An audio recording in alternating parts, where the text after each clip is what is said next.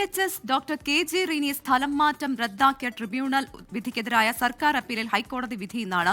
ആരോഗ്യമേഖലയിലെ അടിയന്തര സാഹചര്യം കണക്കിലെടുത്താണ് ഡയറക്ടറെ മാറ്റി നിയമിച്ചത് എന്നാണ് സർക്കാരിന്റെ വാദം. അഡ്മിനിസ്ട്രേറ്റീവ് ട്രൈബ്യൂണൽ അനുകൂല ഉത്തരവുള്ള ഡോക്ടർ KG റീന ഇന്നും DHS ഓഫീസിൽ എത്തിയേക്കും. വിഷ്ണു സുരേഷ് വിവരങ്ങളും ചേർന്നു. വിഷ്ണു, ഒരു കസേരകളിയുടെ അന്തരീക്ഷം കണ്ടായിരുന്നു. പിന്നെ ഒരു അവധിയിലേക്ക് പോകുന്നതും ആ പ്രശ്നം താൽക്കാലിക പരിഹരിക്കപ്പെട്ടെന്ന് കണ്ടു. അപ്പോൾ ഈ ഡിവിഷൻ ബെഞ്ചിന്റെ വിധി അതിനിർണായകമാണ്. Vishnu, good morning. Ashmi, good morning. Division bench വിധി അത് റീനക്കും അതോടൊപ്പം തന്നെ സർക്കാരിനും അതിനിർണായകമാണ്. നേരത്തെ റീന നൽകിയ അപ്പീൽ ഹർജിയിലാണ് ട്രൈബ്യൂണൽ അത് സ്റ്റേ ചെയ്തത്, സർക്കാരിൻ്റെ ഉത്തരവ് സ്റ്റേ ചെയ്തത്. സർക്കാരിന് വേണ്ടി ഇന്നലെ അഡീഷണൽ AG മുഹമ്മദ് ഷാ നേരിട്ട് ഹൈക്കോടതിയിൽ ഹാജരാകുകയും സർക്കാരിൻ്റെ വാദം പറയുകയും ചെയ്തു.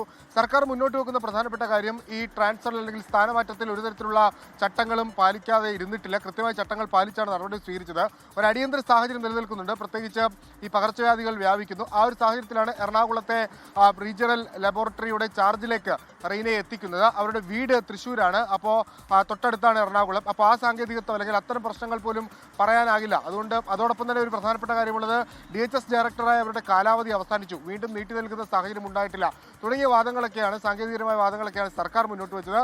റീനയും സമാനമായ സാങ്കേതിക വാദങ്ങൾ ഉന്നയിച്ചു. അവരുടെ ഉത്തരവ് പുറത്തിറക്കിയത് ജോയിന്റ് സെക്രട്ടറിയാണ്. ജോയിന്റ് സെക്രട്ടറിക്ക് അത്തരത്തിലുള്ള അധികാരമില്ല തുടങ്ങിയ കാര്യങ്ങളൊക്കെ റീനയും ഉന്നയിച്ചിരുന്നു. കോടതിയാകട്ടെ നിലവിൽ ട്രൈബ്യൂണൽ എടുത്തിരിക്കുന്ന ഇടക്കാല ഉത്തരവ്, അതായത് സ്റ്റേ ചെയ്തിരിക്കുന്ന ഉത്തരവിൽ ഇടപെടണമോ വേണ്ടയോ എന്ന കാര്യത്തിൽ മാത്രമാണ് തീരുമാനമെടുക്കുക എന്നുള്ള നിലപാടാണ് സ്വീകരിച്ചിട്ടുള്ളത്. അതിനപ്പുറത്തേക്ക് ഈ സർക്കാരിൻ്റെ ഉത്തരവിനെ അതിൻ്റെ മെറിറ്റിലേക്ക് തന്നെ കോടതി കടക്കുമോ എന്നറിയില്ല. വൈകിട്ട് 4 മണിയോടുകൂടിയാണ് ജസ്റ്റിസ് അനിൽ K. നരേന്ദ്രൻ അധ്യക്ഷനായ ബെഞ്ച് ഈ കേസിൽ ഈ ഹർജിയിൽ വിധി പറയാൻ പോകുന്നത്. സർക്കാരിനും റീനയ്ക്കും ഒരുപോലെ നിർണായകമാണ്. ഒരു വശത്ത് റീനയെ ഒന്നാകെ സർക്കാർ എതിർക്കുകയാണ്, മന്ത്രി തന്നെ നേരിട്ട് എതിർക്കുന്ന സാഹചര്യമുണ്ട്.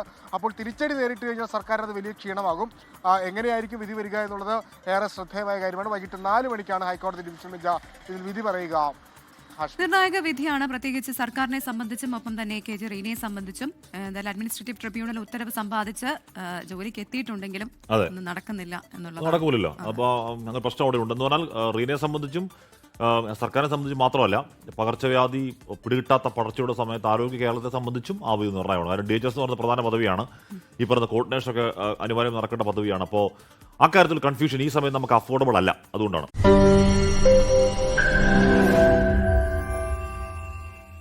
ലോകത്തെവിടെയായാലും ഏത് സമയത്തും 24 വാർത്തകളും ഓഗ്മെന്റഡ് റിയാലിറ്റി പാക്കേജുകളും എക്സ്പ്ലെയിനറുകളും വിശദമായി കാണാൻ ഞങ്ങളുടെ YouTube ചാനൽ നിങ്ങൾക്ക് സബ്സ്ക്രൈബ് ചെയ്യാം.